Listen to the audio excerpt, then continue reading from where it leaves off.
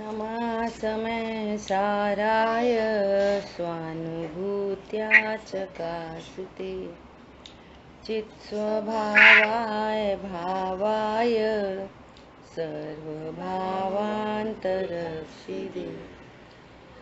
वन्दितु सर्वसिद्धे धुवमचलमणोवमं गतिं पत्ते मोक्षामि समय पाहुड मृडमो सुध केवली बड़दम।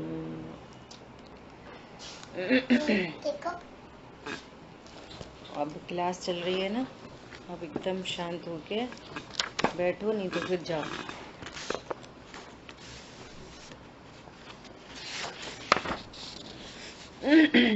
मोक्ष अधिकार और मोक्ष अधिकार की प्रथम 3 गाथाएं।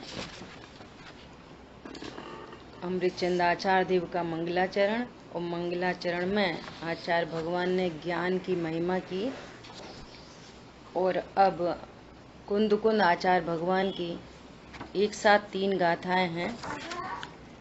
कल हम लोगों ने गाथार्थ देखा था, आज टीका से चर्चा करते हैं। आत्मा और बंध का द्विधाकरण, अर्थात आत्मा और बंध को अलग अलग कर देना सो मोक्ष है। देखो मोक्ष की एक और परिभाषा, मोक्ष अर्थात पूर्ण सुख, मोक्ष अर्थात दुखों का अभाव। अब टेक्निकल भाषा में बोलो तो सर्व राग का अभाव, टेक्निकल भाषा में बोलो भाव कर्म का अभाव, और टेक्निकल भाषा में बोलो तो पूर्ण शुद्धता की उत्पत्ति, है ना। ये सब इसके भाववाची संज्ञाएं हैं, ठीक है। तो बंध को अलग अलग कर देना सो मोक्ष है। बंध को अलग कर देना अर्थात जो भाव बंध है इसको आत्मा से भिन्न जानना, अपना स्वरूप नहीं जानना, द्रव्य कर्म को अपना स्वरूप नहीं जानना, नो कर्म को अपना नहीं जानना। इसका अर्थ है कि दोनों को अलग अलग कर देना। ज्ञान क्या करेगा? ज्ञान नो कर्म, नो कर्म मतलब ये शरीर, ये भी बंद है शरीर, तो ये शरीर को और अपने को एक जान रहा। सो अब शरीर को और अपने को, है ना, अपना मतलब जीव, मैं जीव हूं, तो अपने को और शरीर को भिन्न भिन्न जानना, अपने को और कर्म को भिन्न भिन्न जानना। ये तो है ही भिन्न, ये पुद्गलात्मक सत्ता है, मैं चेतन सत्ता हूँ, ये अचेतन है, मैं चेतन हूँ, इनमें ज्ञान नहीं, मैं ज्ञानवान हूँ। ये तो है ही स्पष्ट भिन्न, परंतु ये जीव ऐसा जानता है कि ये मैं ही हूँ, ठीक है। अब जो भाव कर्म उत्पन्न हो रहे हैं, कषाय उत्पन्न हो रही हैं, तीव्र कषाय, मंद कषाय, ये जो उत्पन्न हो रही है, इस तीव्र कषाय मंद कषाय को अपने से भिन्न जानना। फिर से वही वाली बात, क्या कि यहाँ पर अनादि मिथ्या दृष्टि को 4 चीजें हैं वे तो ऑलरेडी हैं, ऑलरेडी 4 चीजें हैं।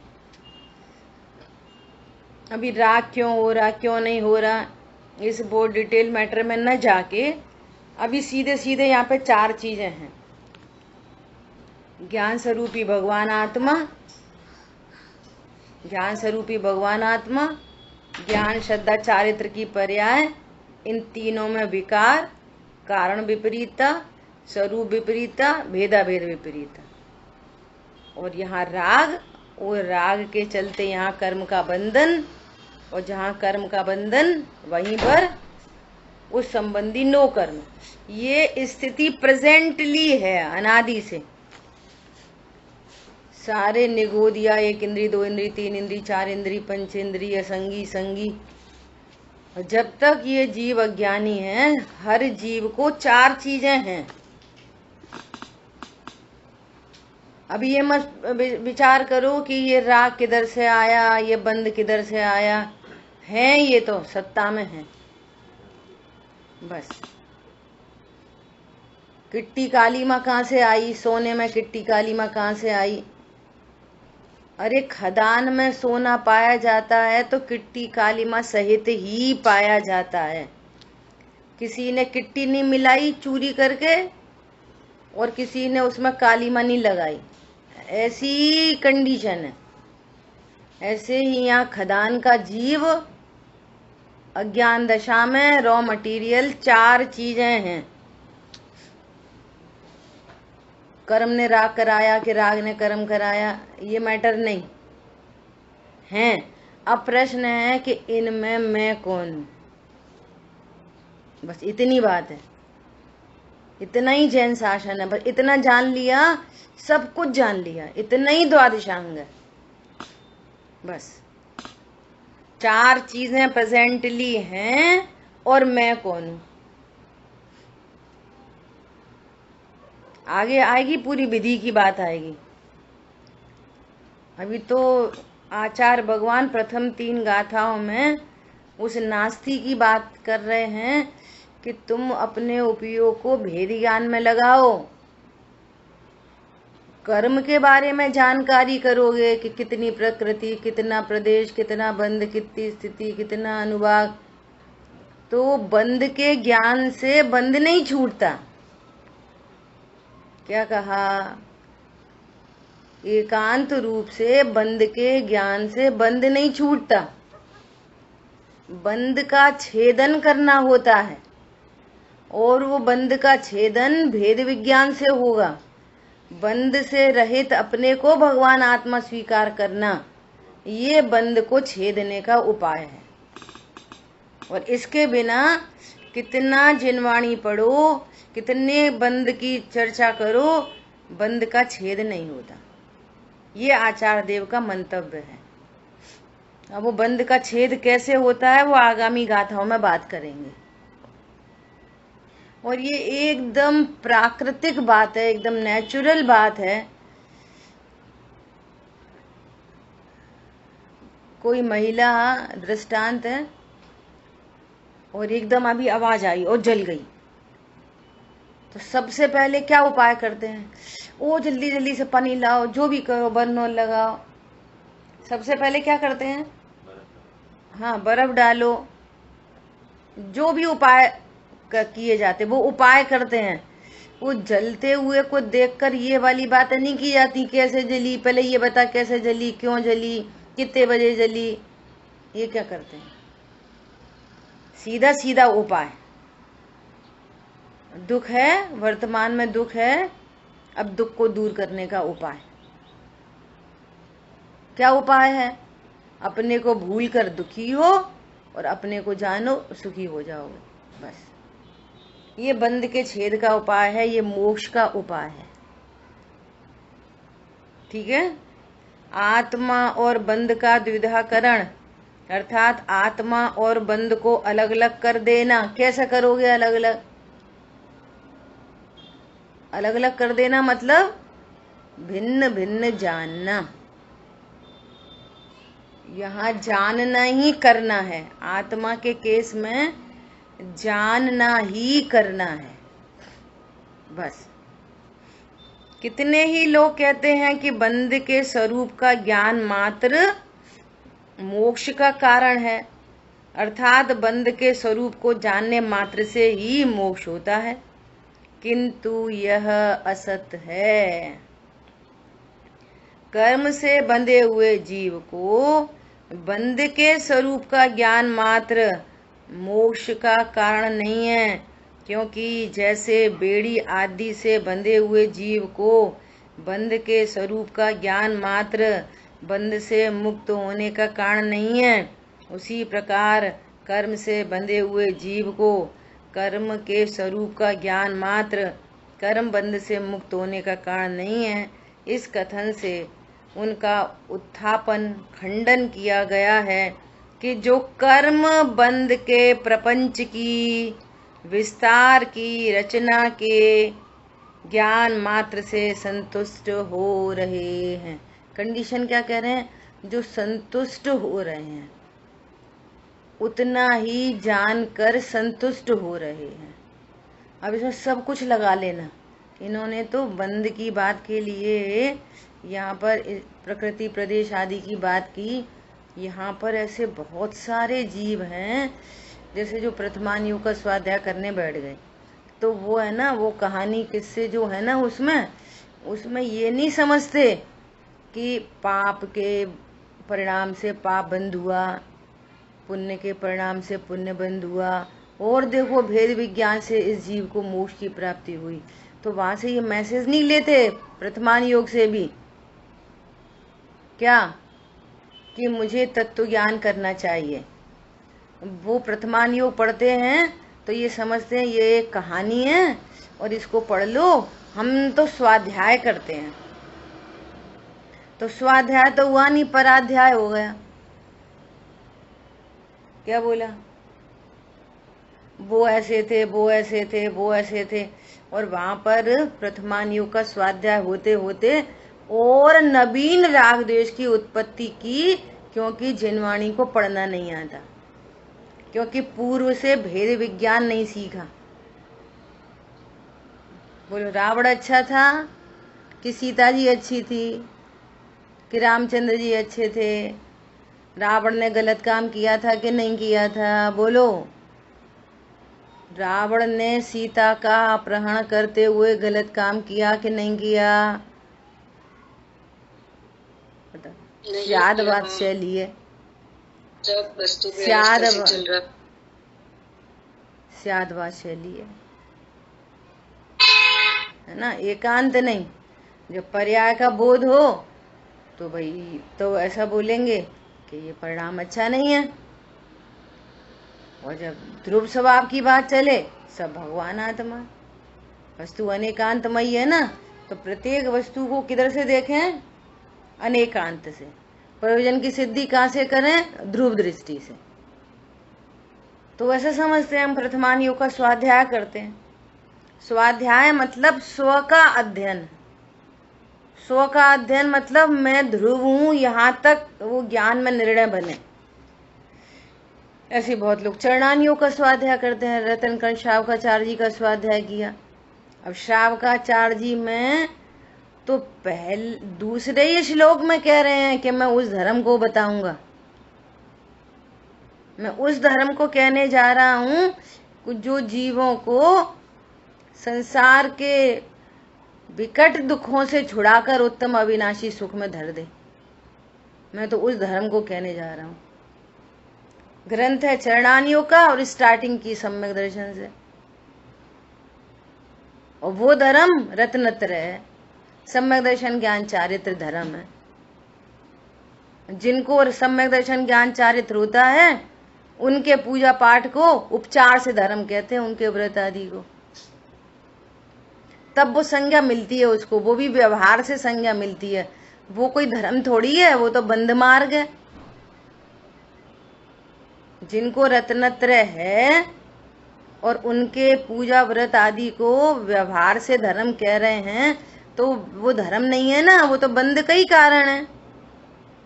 लेकिन वो नाम पा जाता है परमार्थ होने पर। अब वहां पे सब लिखा है कि अणुव्रति ऐसा करते, ऐसा करते, ऐसा करते, श्रावक के ऐसे कर्तव्य। हम तो स्वाध्याय करते, भेद ज्ञान किया नहीं। और वहां पहले ही अब वो कह रहे हैं कि मैं धर्म को कहूंगा, तो धर्म को कहूंगा। आप देखो टेक्निक, धर्म को कहने जा रहे और बताने लगे पहले आप्त का स्वरूप। क्यों? हमारी परिणति में धर्म प्रकट हो, इसका मार्ग भगवान से होके निकलता है। तो प्रभु आप तो रत्नत्र बता रहे थे, ये आप्त का स्वरूप क्यों बताने लगे? कि अरे देव शास्त्र गुरु की श्रद्धा समकित का सोपान है।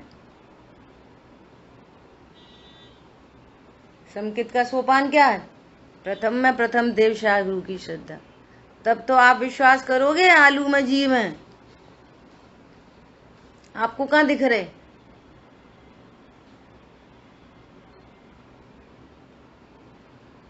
ये एक पुस्तक का स्वाध्याय कर रहे हैं जिनवाणी का, आकाश की अवगाहना शक्ति। सुई की एक नोक पर इतनी जीव राशि है कि जितने अभी तक सिद्ध भी नहीं हुए और न कभी होंगे। बोलो, आप कल्पना कर सकते हो? तो सुई की एक नोक पर इतने जीव हैं, तो फिर आलू मूली गाजर में कितने जीव हैं?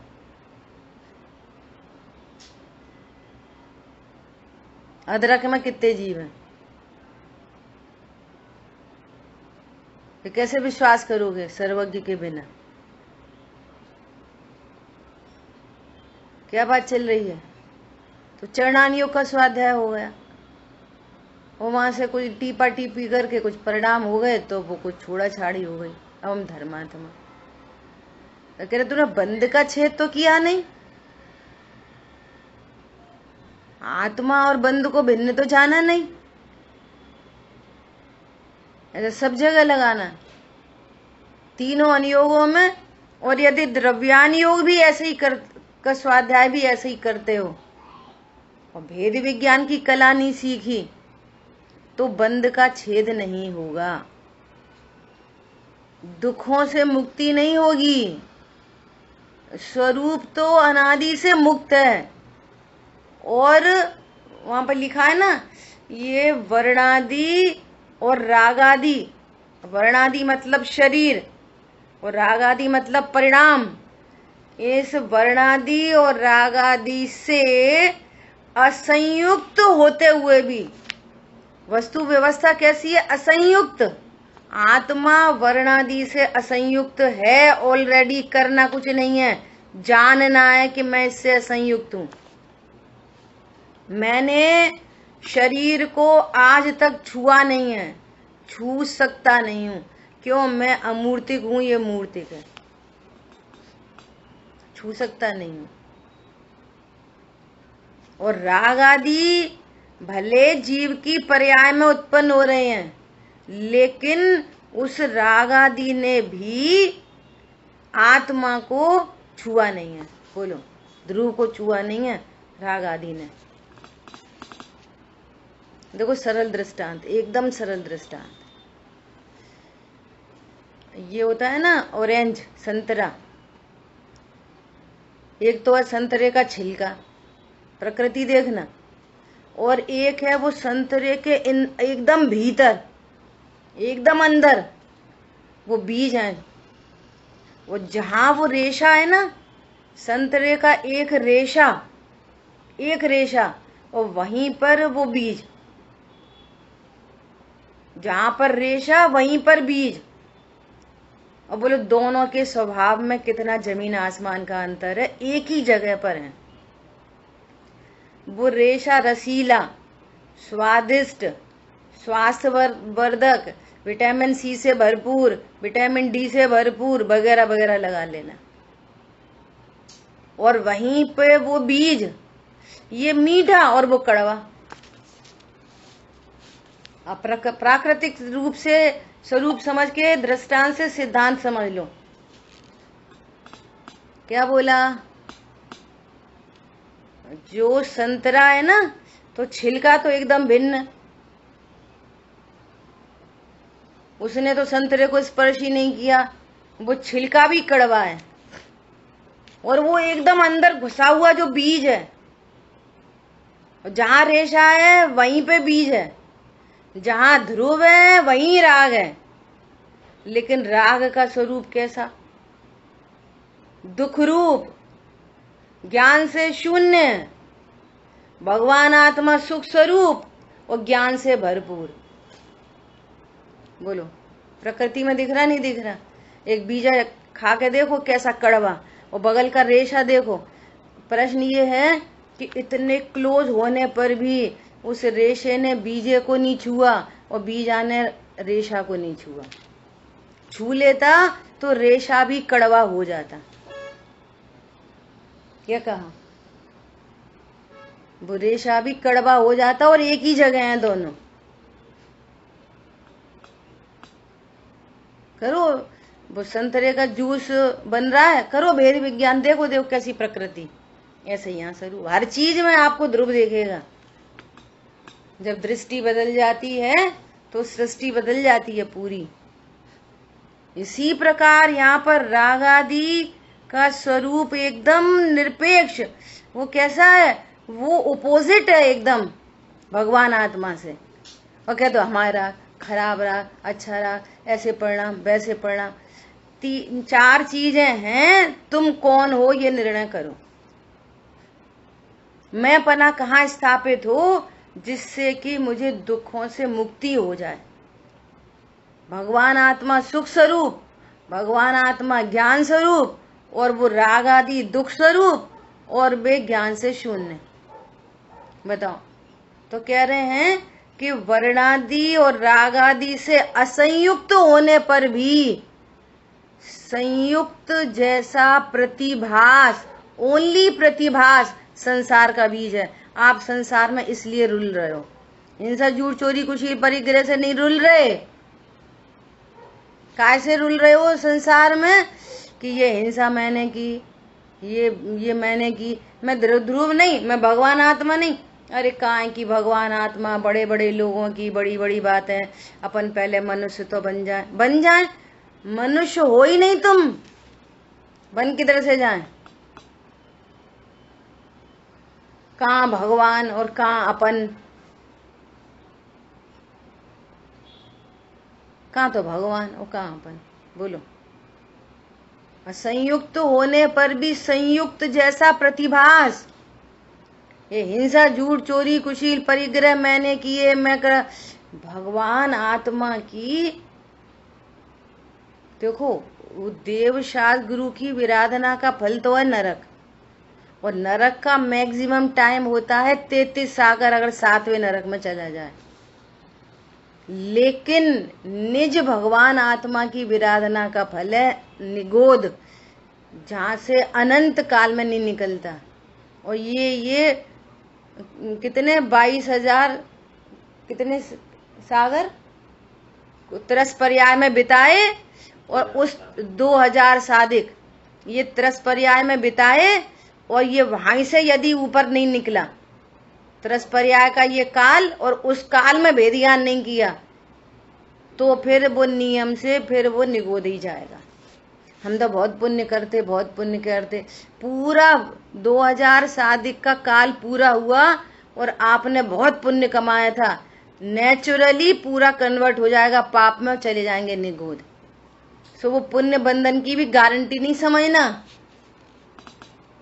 कि हमने इतना पुण्य बांधा है, सो गारंटी है। 2000 सादिक पूरा हुआ और पूरा पुण्य कन्वर्ट हुआ पाप में। क्या बोला? और वो सीधे निगोद। हाँ बोलिए।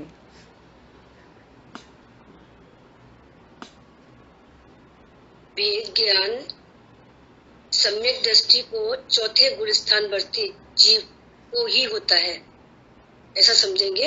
यही सही है। और वेद विज्ञान और साथ में तत्व निर्णय, तत्व ज्ञान, ये अभव्य जीव और मिथ्या दृष्टि को भी पहले गुणस्थान में होता है। ये दोनों चीजें हैं, इसका उत्तर क्या है?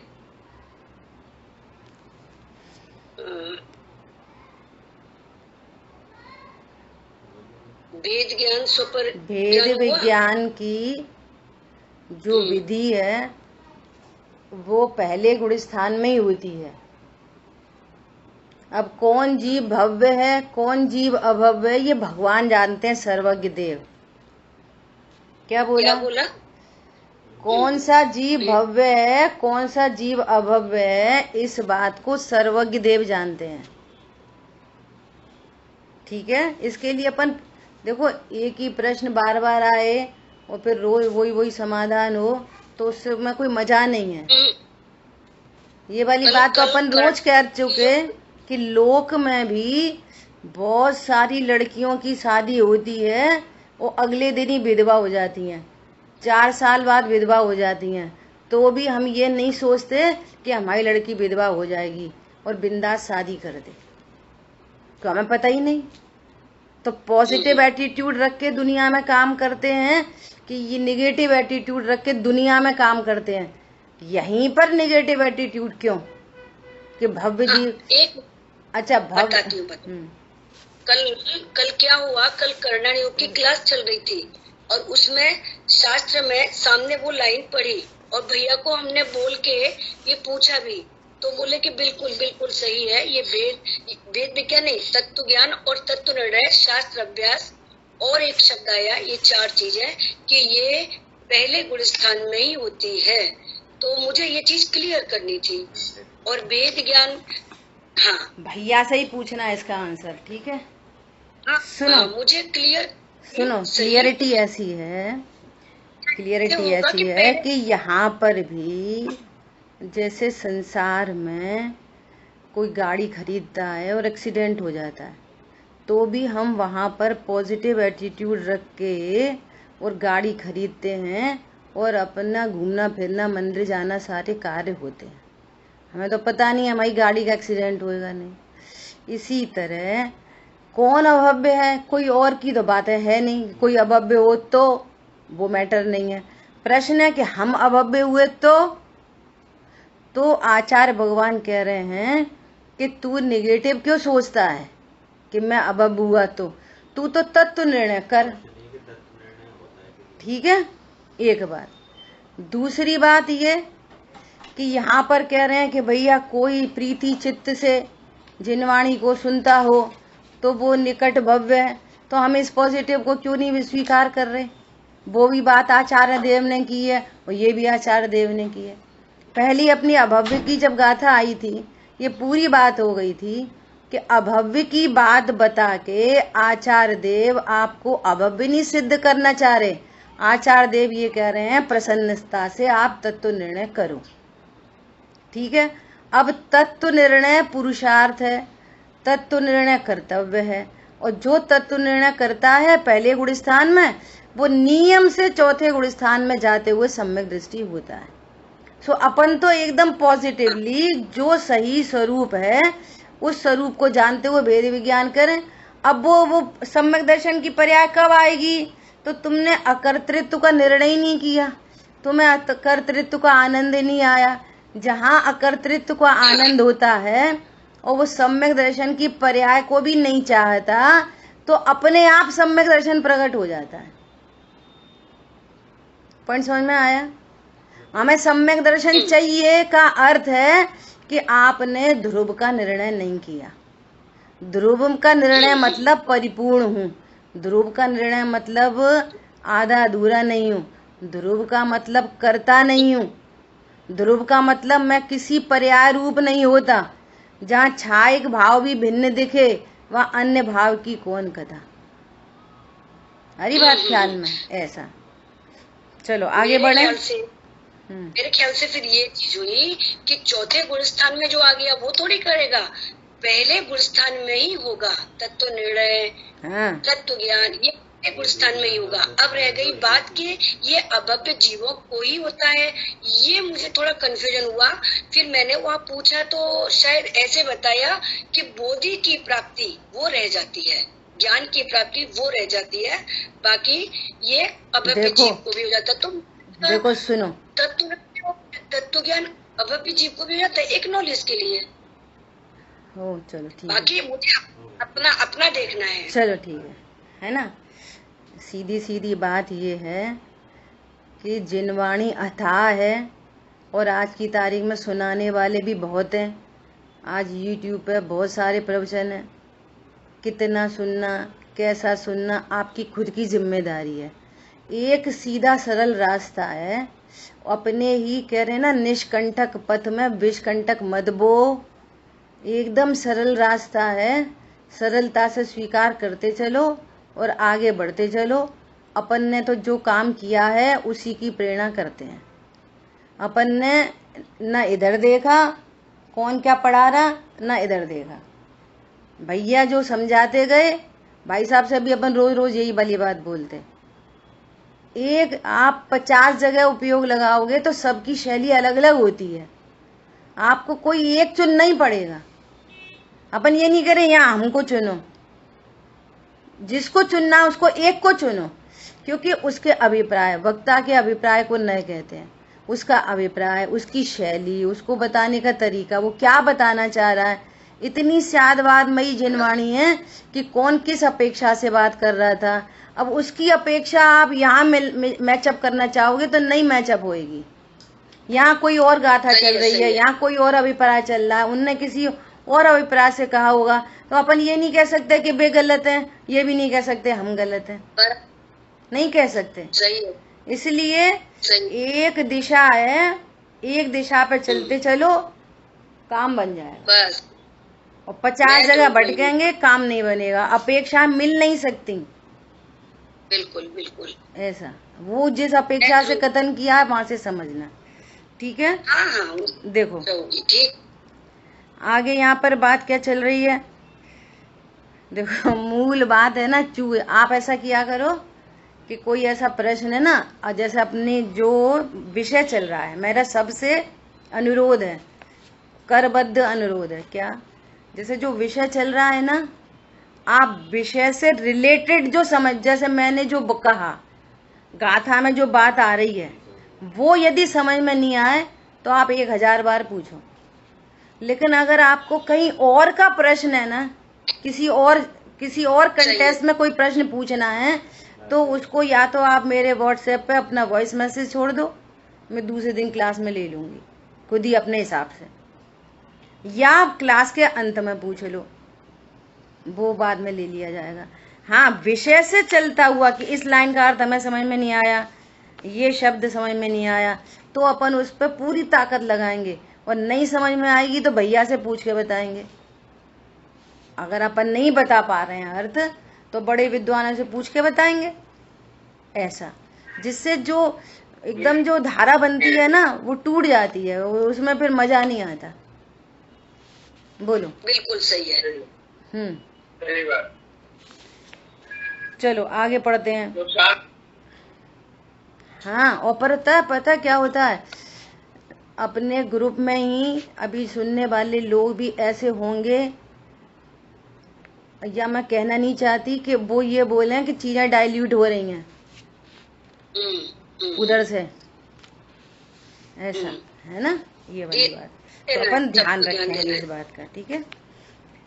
तो अभी कह रहे हैं कि आत्मा और बंध का द्विधाकरण, अर्थात आत्मा और बंध को अलग अलग कर देना सो मोक्ष है। कितने ही लोग कहते हैं कि बंध के स्वरूप का ज्ञान मात्र मोक्ष का कारण है, अर्थात बंध के स्वरूप को जानने मात्र से ही मोक्ष हो जाता है, ऐसा भी जानते हैं। तो यहाँ पे लास्ट में उन्होंने क्या बात कही कि कर्म बंध के प्रपंच की, अर्थात विस्तार की रचना के ज्ञान मात्र से संतुष्ट हो रहे हैं। क्यों संतुष्ट हो रहे हैं ज्ञान मात्र से? वो ये समझते हैं कि स्वाध्याय, रीडिंग करना सो स्वाध्याय है। कोई से भी ग्रंथ का स्वाध्याय करो, हम तो बहुत बड़े बड़े ग्रंथ का स्वाध्याय कर रहे हैं, ऐसा।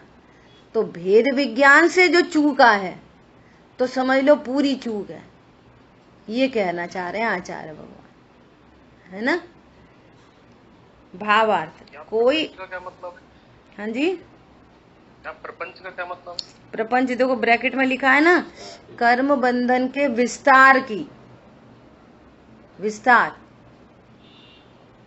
अब वो कितनी प्रकृति, कितने प्रदेश, फिर उनकी उत्तर प्रकृतियां, फिर ऐसा ये अपन पढ़ते हैं ना। जैसे कल शाम को द्रव्य संग्रह जी ग्रंथ में चर्चा आई, क्या चर्चा आई? संस्थान की चर्चा आई, 6 प्रकार के संस्थान, और इतनी गजब की चर्चा कि कैसे संस्थान, समचतुरस्र संस्थान, वामन संस्थान, संस्थान मतलब शरीर का आकार प्रकार एकदम एकदम जो सुव्यवस्थित, कितनी आंख होनी चाहिए, कितना कितना पेट होना चाहिए, कितने एकदम सुव्यवस्थित, उसको बोलते हैं समचतुरस्र संस्थान।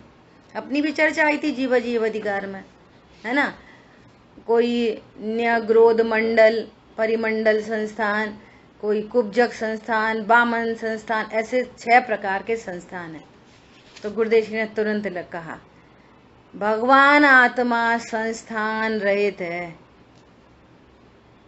ये देह का संस्थान मेरा संस्थान नहीं।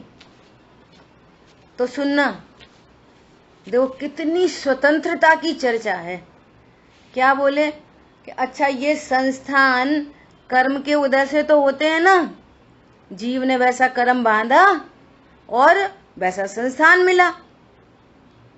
फिर गुरुदेव जी ने पलट के बात करी, किसको मिला? मुझे कहाँ मिला संस्थान? समझ आई बात? मुझे कहाँ मिला? नंबर 1, जीव ने भाव तो किए थे कि हाँ, जीव की परिणति में भाव तो हुए थे, किए थे नहीं, हुए थे।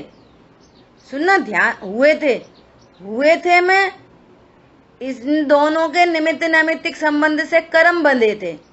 सो कह रहे हैं कर्म बंधे अपनी उपादान शक्ति से और जीव का परिणाम उसमें निमित्त है, कर्ता कर्म संबंध नहीं। ये तो अपनी चर्चा चली रही है, नो प्रॉब्लम। अब देखना, अब गुरुदेव जी क्या बोले, जो कर्म, अब कर्म का उदय आया तो फिर वैसा संस्थान मिला ना। तो क्या बोल रहे हैं, कर्म का उदय कारण वर्गणा, और जो शरीर की रचना हुई वो आहार वर्गणा, इन दोनों में भी भेद है। वो दूसरी वर्गणा है, वो दूसरी वर्गणा है, दोनों में भी निमित्त नैमित्तिक संबंध है। सो बोले कि कर्म के उदय से भी शरीर की रचना नहीं हुई, शरीर अपनी उपादान शक्ति से उस संस्थान रूप परिणमन किया। बोलो, मतलब अब फिर बोले कि इससे क्या फायदा हुआ, इस बात को समझने से क्या फायदा हुआ? तो कह रहे कि ये जीव को जो अहंकार आता है ना, मैं शरीर को संभालता हूँ, मैं ऐसे ही क्रीम पाउडर, तो ऐसी स्वतंत्रता को जानकर ज्ञान निरपेक्ष होता है, अभिमान टूटता है, दीनता टूटती है।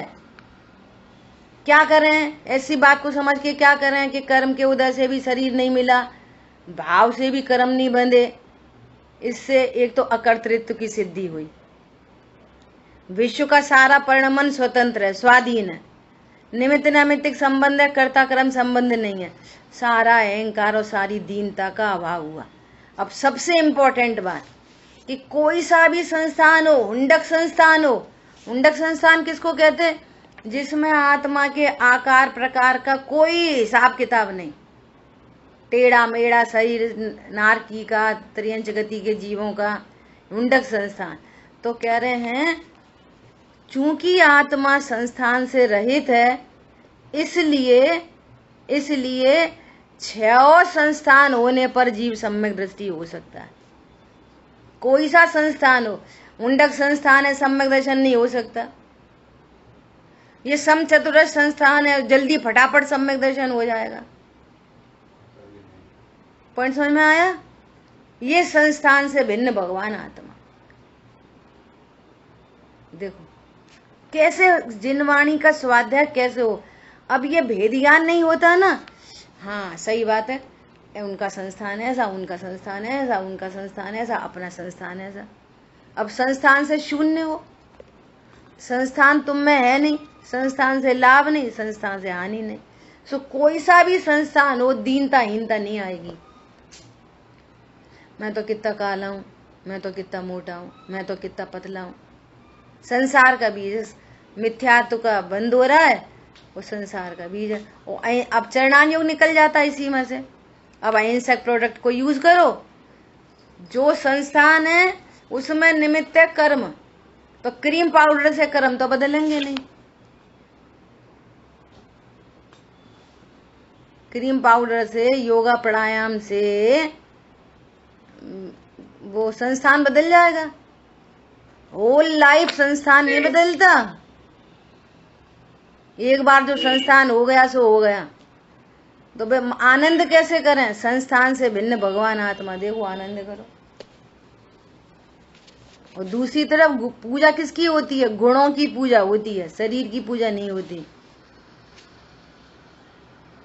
वो पहले कौन सा क्रिकेटर था, उसकी विनोद कामले, नहीं एक और था, वो हाइट भी कम थी और काला था। वो क्या शानदार क्रिकेट खेलता था। लोग काले कलूटे के लोग ऑटोग्राफ मांगते, क्यों? लौकिक में भी हम शरीर से भिन्न गुणों को अप्रिशिएट करते हैं, न कि शरीर को। कोई बहुत सुंदर हो और नेचर वाइज ज्ञान की मंदता हो, कषाय की तीव्रता हो, तो उस सुंदरता को कौन अप्रिशिएट करता है? कोई नहीं। ऐसा सो यहाँ पर कह रहे हैं कर्म बंध के प्रपंच की रचना के ज्ञान से संतुष्ट हो रहे हैं। वो करणान योग के स्वाध्याय का निषेध नहीं है। क्या कह रहे हैं? करणान योग के स्वाध्याय करके भी ये जानो कि ये पुद्गल के परिणमन है और मैं चेतन हूं। वहां संतुष्ट नहीं होने के लिए बात चल रही है। इसमें से करणान योग भी भगवान की दिव्य ध्वनि में आया है। वो भी सर्वज्ञ कथित अनुयोग है। सो उससे द्वेष नहीं पालना। कछु नहीं होता करणान योग से, कछु नहीं होता, ऐसा नहीं। लेकिन ये प्राथमिकता की बात है। क्या प्राथमिकता की बात है? कि पहले अपनी दृष्टि को निर्मल करो, सम्यक करो, और फिर खूब करणान योग पढ़ो। तोड़मल जी ने लिखा है कि करणान योग के ग्रंथों में उपयोग बहुत अधिक सूक्ष्म लगता है, सूक्ष्मता से उपयोग लगता है, तो वहां विशुद्धता बढ़ती है और परिणाम विशुद्ध होते हैं। विशेष उपयोग लगाना पड़ता है, परंतु पहले दृष्टि सम्यक करो, फिर स्वाध्याय करो। और रही बात, अपन ने कल भी ये वाली बात बोली थी, रही बात द्रव्यान योग के स्वाध्याय की, तो हर अनुयोग में जरूरत जितना चारों अनुयोग होते हैं। यहाँ पे भी बंध की चर्चा चल रही, तो कर्म की चर्चा चल ही रही है ना। तो उतनी उतनी जरूरत की चर्चा तो द्रव्यान योग में भी आती है। ठीक है, ऐसा देखो। शुद्ध परिणाम से मतलब तत्व ज्ञान, तत्व निर्णय, यही समझना है। हाँ, यही समझो। दृष्टि, ये कारण रूप समझो, फिर कार्य रूप समझो। पहले कारण और फिर कार्य, ऐसा। ठीक है, भावार्थ। कुछ भी टारगेट स्वयं का होना चाहिए। बस स्वयं के लक्ष्य से पूर्णता के लक्ष्य से की गई शुरुआत, ऐसा। मैं पर्याय से बराबर है। हाँ, ठीक है। भावार्थ। कोई अन्य मती यह मानते हैं कि बंध के स्वरूप को जान लेने से ही मोक्ष हो जाता है। उसकी इस मान्यता का इस कथन से निराकरण कर दिया। जानने मात्र से बंध नहीं कटता, किंतु वह काटने से ही कटता है। देखो कितनी गजब की बात कह रहे हैं। घाती कर्म कितने प्रकार के? 4 प्रकार के। अघाती कर्म कितने प्रकार के? 4 प्रकार के। नाम बताओ। ज्ञानावर्णी, दर्शनावर्णी, मोहिनी, अंतराय, आयु, नाम, गोत्र, वेदिनी। अब इसके ज्ञान मात्र से बंध का निरोध हो जाएगा? इतनी सरल बात है। अरे हमें नाम कर्म की प्रकृति, 93 प्रकृतियों के नाम पता है, उनकी सारे ज्ञानावर्णी के 5 भेद, मति ज्ञान शुद्ध, मति ज्ञानावर्ण, शुद्ध ज्ञानावर्ण, अवधि ज्ञानावर्ण, केवल ज्ञानावर्ण। समझ में आ रही है? तो इनका स्वरूप जानकर क्या जानना? कि ये पुद्गलात्मक सत्ता है, मैं चेतन सत्ता हूं। नंबर 1। स्वरूप को नहीं जाना तो ज्ञानावर्णी कर्म बना। देखो थोड़ी सी चर्चा करते हैं कि त्रिकाली ध्रुव हूं ऐसा नहीं जानकर मैं मति शुद्ध ज्ञान वाला हूं टेक्निकली, और ऐसे लोग व्यवहार में बोलो मैं कम ज्ञान वाला हूं, मैं ज्यादा ज्ञान वाला हूं, ऐसा जानोगे तो ज्ञानावर्णी कर्म बंधेगा। क्या बोला? मैं कम ज्ञान वाला हूं, मैं ज्यादा ज्ञान वाला हूं। अब किसी का ज्ञान देखा, कोई पंडित जी देखे, वो तो धड़ाधड़ गाथा टीका, ये पेज पे वो पेज पे, तो अपन फटाफट प्रभावित हो गए। कितना बढ़िया स्वाध्याय है इनका, कितना अच्छा ज्ञान है इनका। वो दिखा रहे हैं गायक और हम देख रहे हैं ज्ञान। अपन को कुछ नहीं आता, अपन भी स्वाध्याय करेंगे, है ना। और वो क्या दिखा रहे हैं कि तुम वर्तमान पर्याय से रहित गायक हो। वे अपने को भी गायक बता रहे, आपको भी गायक बता रहे, और अपन क्या देख रहे वहां पे, कम ज्ञान और ज्यादा ज्ञान। तो वहां स्वाध्याय में बैठे बैठे ज्ञानावर्णी कर्म का बंद हो रहा। क्या बोला, समझ आई बात? ऐसा। अब वो दर्शनावर्णी, वो तो ज्ञान के साथ ही है ना। तो मेरे को कम अवलोकन, ज्यादा अवलोकन, मेरे को बहुत नींद आती, मेरे को कम नींद आती, ये दर्शनावर्णी के बंद का कारण। मैं ध्रुव हूं, सोता ही नहीं, कभी सोया ही नहीं। पॉइंट समझ में आया? दर्शनावर्णी का तो ऐसा कोई बहुत विशेष नहीं है। अब आ जाओ मोहिनी पर। मोहिनी कर्म के उदय में ये जीव, वो कल परसों की बात कि वो दिखा रहे अहमिक को खल शुद्धो, और लास्ट में एग्जाम्पल दे दिया कुछ खाने पीने का, तो अब ये खाएं कि वो खाएं। उनने कहा कि अरे ये जीव खुद ही मकड़ी बन जाता है। हाँ सही बात है, अपन मकड़ी बन जाते। अहमिक को खल शुद्धो तो साइड हो गई, और वो मकड़ी हाईलाइट हो गई, खाना पीना हाईलाइट हो गया, वो हाईलाइट हो गया। स्वाध्याय में बैठे बैठे ये इस प्रकार से मोहिनी कर्म बंधता है। इस तरह से वो वहां की चर्चा है कर्मों की, कि स्वभाव को भूलकर मोहिनी बंधा, स्वभाव को भूलकर ज्ञानावर्णी दर्शनावर्णी बंधा। अपोजिट कर दो कि स्वरूप को जानकर ज्ञानावर्णी की भी निर्जरा होगी, दर्शनावर्णी की, मोहिनी की अंतर आएगी। अब चारित्र मोहिनी क्यों बनता है? चारित्र मोहिनी, पर पदार्थों में इष्ट अनिष्ट की कल्पना से राग द्वेष उत्पन्न होते हैं, तो चारित्र मोहिनी बनता है। मैं राग वाला, मैं मंद कषाय वाला। तुम भगवान आत्मा हो कि मंद कषाय करते हो? तुम भगवान आत्मा हो कि तीव्र कषाय करते हो? ऐसे कर्म की चर्चा आई। पॉइंट समझ में आया? ये मैं मनुष्य गति का जीव हूं कि त्रियंच गति का जीव हूं? अरे गति से रहित भगवान आत्मा हूं।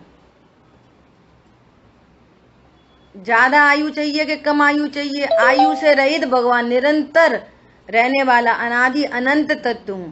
मेरी कोई आयु नहीं होती, आयु से रहित तत्व हूं। तो फिर ऐसे 8 कर्म बंधते नहीं हैं। ये है बंध से छूटने का उपाय। तो कह रहे हैं कि तुमने बंध की जानकारी तो कर ली और भेद ज्ञान किया नहीं, तो कह रहे हैं कि बंध को काटा जाता है। बंध की नॉलेज मात्र से मोक्ष नहीं होता, बंध को काटा जाता है। कैसे काटा जाता है? कि भेद विज्ञान से। ठीक है, हाँ बोलो जयेश, कुछ पूछ रहे? मैं आपको बहुत शांति से सुन रहा था। मुझे इतना समझ में आया कि मैं त्रिकाली ध्रुव हूँ, मतलब मैं भगवान आत्मा ही हूँ और बिल्कुल कंप्लीट हूँ। बराबर। राइट। लेकिन अब जितनी चीजें आप हमें बता रहे हो, वो सारी चीजें की जो मेरे विकार है, जो मेरे विभाव है, जो मैं नहीं हूँ, आप मुझे बता रहे हो, और वो इनफाइनाइट है, वो अनकंट्रोलेबल है, बहुत सारी चीजें। तो आप मुझे सिर्फ ये बता दो ना कि मैं क्या हूँ, क्योंकि जो नहीं हूँ वो तो बहुत सारा है। अगर मैं जो हूँ मैं उसी पे फोकस कर डालूं तो फिर मैं तो फ्री हो जाऊंगा ना। Very simple, as simple as that. मैं जो हूँ, बस मैं त्रिकाली ध्रुव हूँ, आनंद करो। मैं जो हूँ वो मैंने जान लिया। अब विकार तो असंख्यात लोग प्रमाण है। कौन कौन सा विकार छोड़ोगे? छूटता ही नहीं है। कौन कौन से कर्म को जानोगे तो उसका अभाव करोगे? दिखते ही नहीं है। भगवान आत्मा लक्षण से लक्ष्य की प्रसिद्धि हो जाती है। ठीक है, यही फॉर्मूला है, बस इतना सही भेद विज्ञान है। इसलिए बहुत विस्तार मत करो, बहुत मत फैलाओ, सेंट्रलाइज होते जाओ। बस नास्ति की चर्चा भी आती है, लेकिन वो अस्थि को मुख्य करने के लिए नहीं, कि नहीं नास्ति में खो जाने के लिए नहीं आती चर्चा। ठीक है, चलो कल का मुझे जयेश का प्रश्न ख्याल में है, आप ऐसे प्रश्न छोड़ दो, समाधान मिलेगा आपको समय पर। जैसे इनने पूछा कि करुणा करनी चाहिए कि नहीं करनी चाहिए, ऐसे प्रश्न था जयेश आपका। देखो जयेश का थोड़ा सा परिचय क्या है जी जी कि आज से 7-8 साल पहले हम लोग गोपाचल पे स्वाध्याय करते थे, है ना। फिर जयेश कहीं और बिजी हो गए। परसों नरसों जयेश का फोन आया, 2 दिन पहले आया, 3 दिन पहले, तो अपन ने इनको फिर प्रमोट किया कि स्वाध्याय में आओ। तो अब ये 3 दिन से स्वाध्याय में आना शुरू हुआ। तो अब जो पहले सुना था वो मेमोरी में है, तो वो चीज़ें जब उसको वापस करती है ना तो फिर वही आनंद आता है। ठीक है। अब इनका प्रश्न था कि करुणा करनी चाहिए कि नहीं करनी चाहिए। अब देखो इसकी अपन एनालिसिस करें। इसकी प्रश्न आपसे है कि आपको करुणा किस पे करोगे। करुणा तो अन्य पे ही करी जाती है लौकिक में, ऐसा बोलेंगे। करुणा किस पे करोगे? अब दूसरों पे ही। अच्छा, दूसरों पे करुणा करने में आप क्या क्या कर सकते हो? फॉर एग्जाम्पल बोलो, 1-2 बातें बोलो, कोई भी बोले। करुणा के नाम पर हमको क्या दिख रहा है, हम क्या कर सकते हैं करुणा के नाम? कुत्तों को बिस्किट खिला देना, कुत्तों को बिस्किट खिला लोगों को दान दे देना। बराबर बराबर, ठीक है। कोई अपन को रोगी दिख गया तो अपन ने उसको दवाई करा दी, ऐसा वगैरह वगैरह लगा लेना। अब सुनो, स्टार्टिंग यहीं से करो, कुत्तों को बिस्किट खिला देना। अब हम तो समझ रहे हैं कि हमने दया करी, करुणा कर दी। वो बिस्किट इटसेल्फ अनंत घात की वस्तु है, जो अनंत घात से बनी है। देखो अज्ञानता में ये जीव समझ रहा है करुणा और बंध रहा है पाप, और मिथ्यात्व के तो ठिकाने नहीं है। उसकी चर्चा पूरी अपन एनालिसिस करेंगे इस शब्द पे, है ना। तो उसमें क्या हो गया, प्यासे को पानी पिला दिया, तो कैसा पानी पिला दिया? अनछना पानी पिला दिया। हम समझ रहे करुणा कर रहे, करुणा नहीं कर रहे। आप अनंत जीवों का घात होते हुए कर्म तो दिख नहीं रहे, लेकिन जा वाणी के ज्ञान से सूझे लोका लो। मुसलमान भी घर में आए तो मुसलमान को भी अनछना पानी नहीं, और मुसलमान को भी बाजार की बिस्किट कुछ नहीं। एक बात हो गई। दूसरी बात, आप किसी को अच्छा शुद्ध भोजन भी करा दिया अपन ने किसी को, एकदम शुद्ध भोजन, तो वो शुद्ध भोजन कितनी देर काम आएगा? सुबह से शाम तक काम नहीं आएगा। शाम को उसे फिर भूख लगेगी। पॉइंट समझ में आया? करुणा देखना, करुणा किस पॉइंट तक चली जाएगी। असली करुणा किसे कहते हैं? जिन शासन में करुणा किसको बताई, ठीक है। अब नहीं, हम तो कपड़े भी दे देते हैं, तो भी कपड़े कितने दिन काम आएंगे? अब चल रही है क्या, अभी वो आएगी बहुत, क्या आएगी? सर्दी, तो फिर हम तो कंबल भी बांटते हैं, तो कंबल बांट दिए, फिर अगली सर्दी, फिर अगली सर्दी। पॉइंट समझ में आया? करुणा किसको कहना, हमारे जिन शासन करुणा किसको कहता है? सबसे पहले तो जिन शासन ये कहता है कि सबसे पहले दया करो अपने पर, सबसे पहले अपने ऊपर करुणा करो। अपने ऊपर करुणा कैसे करो? प्रथम में प्रथम ऐसे करुणा करो अपने ऊपर कि मेरे को न तो पाप का बंध हो और न मेरे को मिथ्यात्व हो, न पाप का बंध और न मिथ्यात्व का बंध। आपने पुण्य को छोड़ दिया बीच में, कि पुण्य यो इसलिए छोड़ दिया कि वो शुभ भावों में आओगे तभी तो आप तत्व ज्ञान सीखोगे। पॉइंट समझ में आया? एक बात। दूसरी बात, सम्यक दृष्टि जीव भी होते जाते ना, गुणस्थान बढ़ता जाता है, तो बढ़ते हुए गुणस्थान में पाप छूटता है, शुभ भाव नहीं छूटता। पाप परिणाम छूटते जाते हैं क्रम से, शुभ भाव नहीं छूटता। पाप भाव के छूटने का क्रम कैसा है कि पहले तीव्र पाप छूटता है, मंद छूटता है, मंद छूटता है, मंद छूटता है, फिर एंड हो जाता है। और पुण्य का उल्टा है, पहले कमजोर पुण्य होता है, फिर और तीव्र और तीव्र और तीव्र और तीव्र, हाईएस्ट पुण्य होके छूटता है। पुण्य का उल्टा कार्यक्रम है। समझ आ रही बात? तो इसलिए बीच में पुण्य नहीं बोला। अच्छा, अब प्रश्न है, अब प्रश्न है कि अपने ऊपर हम करुणा करें। ये बात तो समझ में आ गई कि भेद ज्ञान करो, अपने को मिथ्यात्व से बचाओ, सो निगोद में जाने से बच जाओगे। अपने को पाप से बचाओ तो नरक में जाने से बच जाओगे। और यहाँ पर सीखो, जिनवाणी में सीखो कि हम जिस वस्तु का दान दे रहे हैं, जिस वस्तु से करुणा कह रहे हैं, ये शुद्ध प्रासुक है कि नहीं। किसी को मोबाइल का दान नहीं दो, विषय भोगों में लगेगा ना, वो उसमें गंदी पिक्चर है, गंदे यूट्यूब, सारा अनुमोदना का पाप आपको लगेगा। समझ में आ रही है? बहुत सूक्ष्म शासन है ये। इन्होंने कल प्रश्न पूछा करुणा का, मुझे पूरे दिन यही चिंतन चलता रहा। करुणा, करुणा को कैसे डिफाइन करोगे आप? किसको करुणा कहते हैं? अपने यहाँ जिनवाणी में हिंसा की सामग्री का त्याग करना, त्याग नहीं, ध्यान देना मना किया है। आप ऐसे उपकरण का दान मत दो, हिंसा, किसी ने तुमसे कैंची मांगी, चक्कू मांगा, मत दो। ऐसा जिन शासन है। पॉइंट समझ में आया? अब दूसरी बात कि आपने अपने को बचाया मिथ्यात्व से, आपने अपने को बचाया पाप से। अब शुभ भाव करें कि नहीं करें, करें नहीं करें कि नहीं, वे तो होते हैं। किसी को, किसी परेशानी वाले व्यक्ति को देखकर, कोई बेचारा गरीब है और वो दुखी हो रहा है, तो दया के, करुणा के परिणाम होते हैं। पर हाउ टू डू करुणा, ये इम्पोर्टेंट है। दया के परिणाम होते हैं, वो तो होंगे, करें नहीं करें का मैटर नहीं, वो तो होते ही हैं, हो ही रहे हैं अभी तो ऑलरेडी।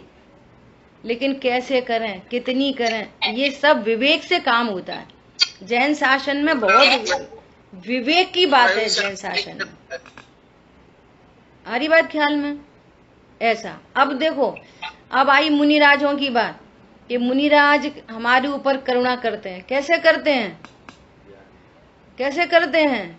भ्रम रोग हर जिनके वचन, मुख चंद्र तैं अमृत जरें। ये है असली करुणा। किसी के ऊपर करनी है ना, सच्ची में करुणा किसी के ऊपर करनी है, तो उसको 7 तत्व और भेद ज्ञान सिखा दो, अनंत काल की करुणा हो जाएगी। इससे बड़ी कोई करुणा नहीं होती। फिर शादवाद सहेली है, अब वो भूखा है और तुम चले उसको 7 तत्व सिखाने, तो क्या बोलेंगे? नहीं भैया, इस समय उसको आहार की जरूरत है। नहीं, हमसे न तुझे सुनी थी कि सबसे पहले तत्व ज्ञान करा। यही तो शादवाद है का। अब वो तो बीमार है, उसको जरूरत है औषधि की, तुम सुनाने लगे 7 तत्व। मतलब कितना फाइन और शार्प ज्ञान चाहिए। तब एक कदम भी, जिन शासन में एक कदम भी आगे बढ़ाना, बहुत फाइन ज्ञान की जरूरत है। समझ में आई बात?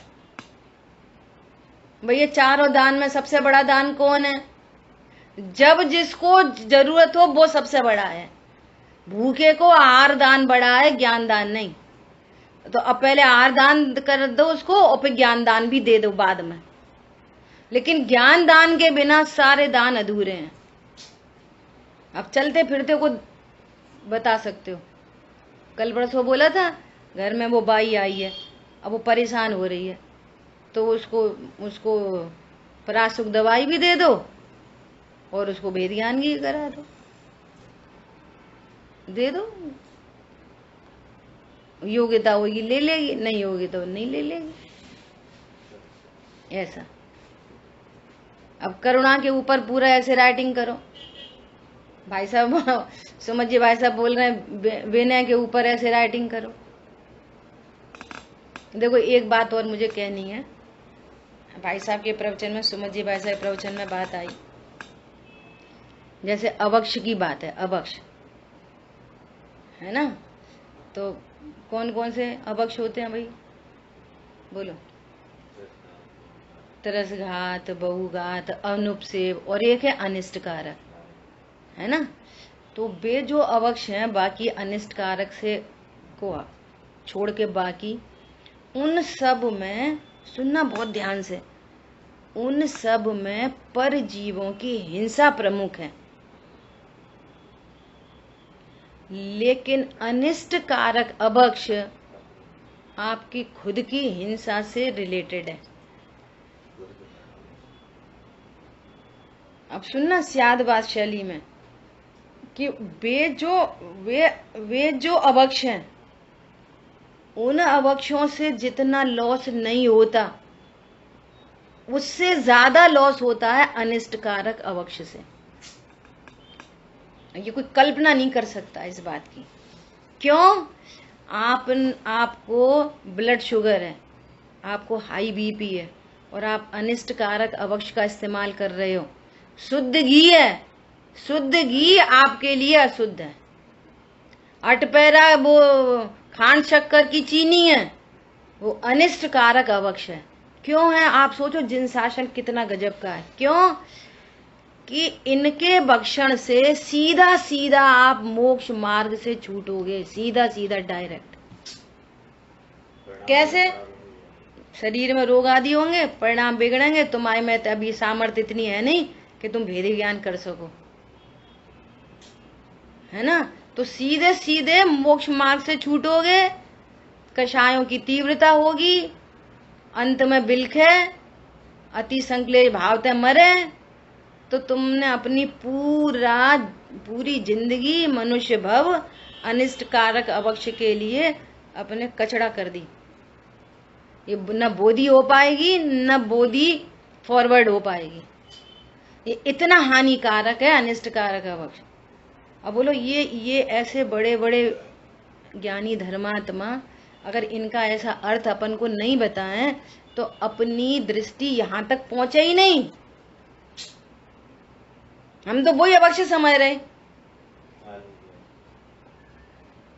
यहाँ पे ये थोड़ी कह रहे हैं कि तुम वो खा लेने लगो, जे मत खाओ। यहाँ तो ये बता रहे हैं कि तुम अनाहारी हो, नंबर 1। और नंबर 2 कि वेटेज किसका कितना है, पहले दया करो अपने पर। वो इतनी वो बात है अनिष्ट कारक अभक्ष की, जो सीधा सीधा एक क्षेत्र होगा, ये देह से रिलेटेड है। और यहाँ कुछ गड़बड़ हुई ना तो इसकी गड़बड़ी हमारे को मोक्ष मार्ग से नहीं रोकेगी। आप में सामर्थ्य नहीं है वेद ज्ञान की, आपका राग नहीं मिटा है, इसलिए उसका लक्ष्य करते करते दुखी होगे, परेशान होगे और पूरी जीवन का स्वाध्याय सब ऐसे ही चला जाएगा। ये पर्पस है। समझ में आया? जयेश, आपको आंसर मिल गया आपके प्रश्न का? बहुत नया एक परसेप्शन भी मिला देखने का कि जैन धर्म बहुत केयर करता है आपकी, वो आपकी बॉडी का भी केयर करता है कि आप अपने मोक्ष मार्ग से ना छूट जाओ, इसलिए बॉडी के लिए जो अच्छा है वो खाओ। हाँ। और खाना ही तो हाँ। सही। और अनाहारी जानो, खाओ नहीं, अनाहारी जानो। हमारी बॉडी नहीं, बॉडी की बॉडी है, हमारी नहीं। ऐसा मैं तो ज्ञान शरीरी हूँ, ध्रुव हूँ, ध्रुव से नीचे उतरना ही नहीं बिल्कुल। ऐसा ठीक है। जिन वाणी के ज्ञान से सूझे लोकालो, सो वाणी मस्तक नमो सदा दे तुम दो। बोलिए द्वाशा मई जिनवाणी माता की जय हो।